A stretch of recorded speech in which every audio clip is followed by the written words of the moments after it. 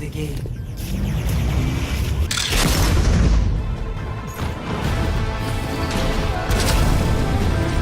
Nerf this! Double.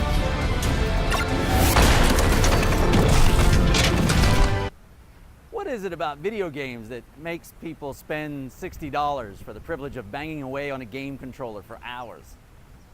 It's the rush. It's that emotional feeling we get, that connection we have with what we do in the game and what we accomplish. Game developers have made recognition and rewards a fundamental part of the overall game experience, and it's that extra boost, that energized feeling we get not only when we feel that we've really played the game well, but our peers, the other gamers, recognize us for it, and the game system gives us that level up, gives us the reward of higher rank.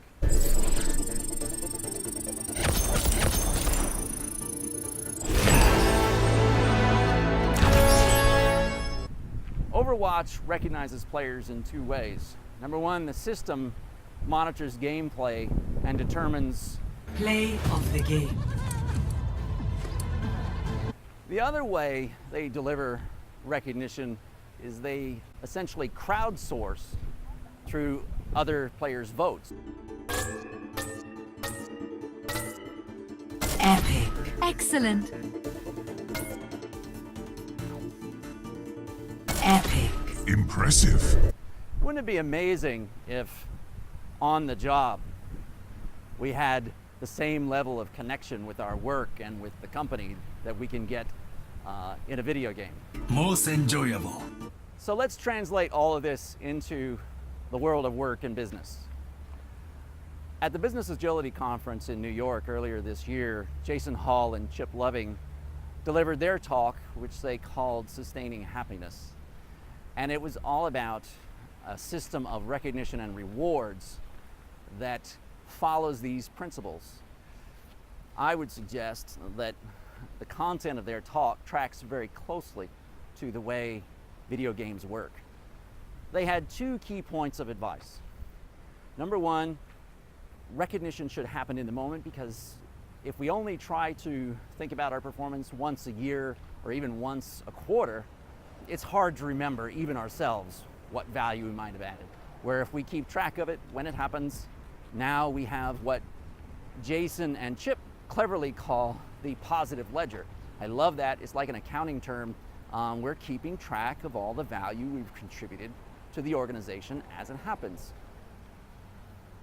Number two, Jason and Chip make the point that in an organizational hierarchy, when a manager, or as I say, a person in a position of authority is administering recognition and rewards, there is risk of mistrust, or at least at the lowest level, unintentional bias.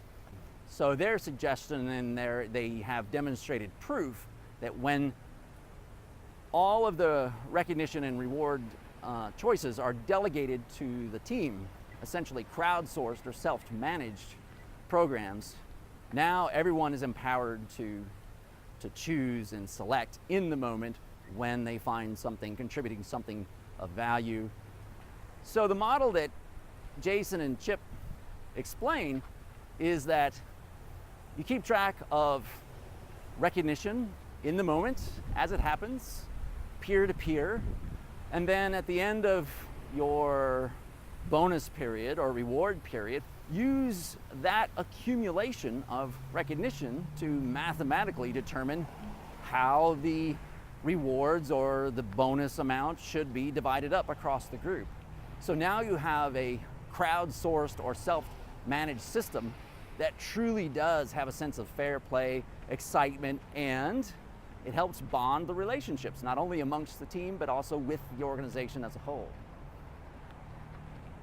You can find Jason Hall and Chip Loving on LinkedIn, Twitter, and at lithespeed.com. Until next time, wishing good fortune.